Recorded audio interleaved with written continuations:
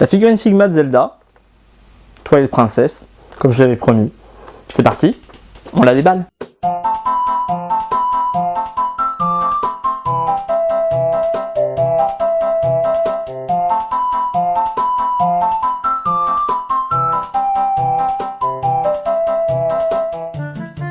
Alors écoutez, c'est parti pour l'unboxing donc de la Figma Zelda Twilight Princess. Donc je vous montre un petit peu la boîte pour l'instant. Donc on peut voir qu'elle est un tout petit peu moins travaillée quand même que sa sœur, celle donc de Link que je vous avais montré la dernière fois, donc avec les dorures. Là cette fois-ci elles sont absentes. Donc bon, c'est pas très grave, mais c'est vrai que ça a apporté un petit plus. Et puis on peut voir que ce n'est pas une version de luxe, donc on a uniquement 2 accessoires et un autre petit visage. C'est parti pour l'ouverture. On peut voir que je ne l'ai pas ouverte pour l'instant et qu'elle est encore scellée. Donc la boîte n'a pas de décor dans le fond, elle a juste un petit socle à découper si on le souhaite pour poser la figurine. Mais sinon voilà, il n'y a rien de plus en fait dans la boîte. Donc ensuite après on retrouve donc la figurine, toujours en plusieurs étages. Premier étage pour protéger. Hop là, ensuite on a l'étage du fond. Alors là, je fais tout tomber. Je suis pas très doué pour le coup. Voilà. Voilà. Tac. Alors écoutez, je vais faire un peu de place. Voilà, donc on a mettre les accessoires ici, faire de bêtises. Donc on a la figurine. Je vais essayer de m'approcher un petit peu, je vais juste faire une petite netteté. Voilà, pour la voir un petit peu mieux. Donc comme sa sœur pareil, très détaillé. Comme on peut le voir, on va lui enlever quand même sa petite protection plastique. Voilà, tout doucement, on va essayer de pas faire des bêtises. Bien attaché derrière. Voilà.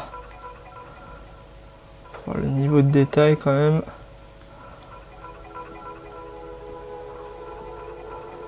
Sa chevelure bouge. Voilà. La partie de la robe qui est donc détachable aussi un petit peu. Attends, que ça soit bien net. Voilà, donc on peut voir que de toute façon les Figma sont des figurines très articulées, que ce soit même au niveau du poignet, voilà, au niveau des jointures. Alors, je ne sais pas pour les jambes. Voilà, on met des petites protections pour les bottes. Et donc oui, même alors rien d'indécent, ne vous inquiétez pas.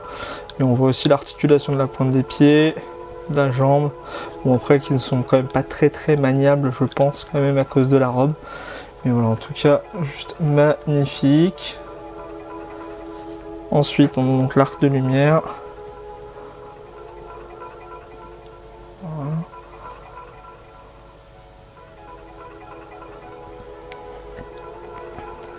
Petite épée.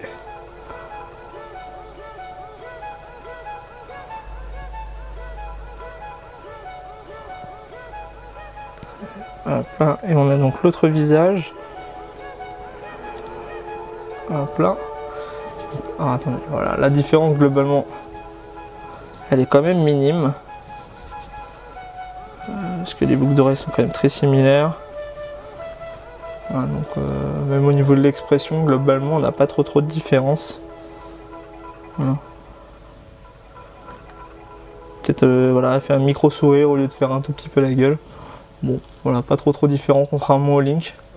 Donc ici on a un dernier accessoire, c'est l'étagère du fond. Voilà, donc c'est la flèche de lumière qui vient donc se placer sur l'arc. Simplement, voilà. Après je ferai des petites pauses comme j'avais fait pour Link. Tout simplement. On peut le voir de toute façon aussi sur la boîte. Hein. On peut le voir ici. On peut le voir ici. Voilà. On va essayer de la reproduire un petit peu après, mais voilà un petit peu. Donc oui, globalement pour le visage, je vous disais, donc là c'est ici, on a la différence. Hein. C'est neutre, et puis là c'est léger sourire. Mais c'est vraiment très léger hein, quand même. Donc voilà, contrairement à l'édition Deluxe, on peut voir quand même que c'est quand même beaucoup plus soft. On a donc l'arc de lumière et sa flèche. la petite épée, couleur. Alors, moi ce que j'adore c'est quand même le matching de couleurs. Hein. On peut remarquer quand même que Zelda elle a son épée assortie à sa robe. Voilà. Moi je trouve ça assez génial quand même. Voilà. Et puis donc une autre petite... je change la netteté. Voilà, et donc notre petit visage. Mais voilà, ça reste quand même assez soft par rapport à la version de luxe. Après, c'est quand même la première figurine Figma de Zelda. On avait déjà eu 2 Link, celui de Between Worlds et puis celui de Skyward Sword. Donc j'espère qu'on aura d'autres figurines de Zelda en fait, en tout cas en Figma. On avait eu en Endoroid, on avait eu la Wind Waker en Endoroid, mais voilà, j'espère qu'on pourra voir apparaître, je l'espère, une Zelda Breath of the Wild en Figma, parce que je pense qu'elle mérite vraiment sa figurine, tellement elle est belle. Voilà, bah écoutez, on va faire quelques petites pauses, et puis bah, je vous montre ça tout de suite.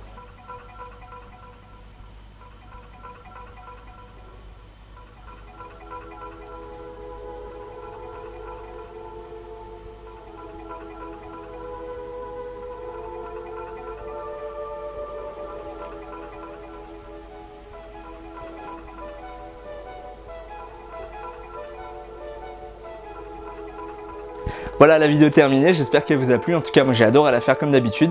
Je dois m'excuser quand même pour le délai parce que j'aurais dû la faire en fait dans la foulée du Link Figma, mais j'ai pas eu totalement le temps, donc bah voilà, maintenant c'est chose faite. Donc le prochain unboxing, ça sera la figurine Endoroid Breath of the Wild. Donc je ne sais pas encore quand est-ce que je la reçois, globalement mi-septembre ou début octobre, parce que je suis passé par un magasin tiers, je suis pas passé par Guzman Company. Donc dès que je la reçois, suivez-moi sur Instagram ou sur Twitter et vous verrez dès que je l'ai reçue et la vidéo devrait suivre normalement. Je vous remercie d'être toujours aussi nombreux de me suivre. Mettez-moi des petits commentaires pour dire ce que vous en pensez et puis bah on se voit très bientôt et je vous dis surtout...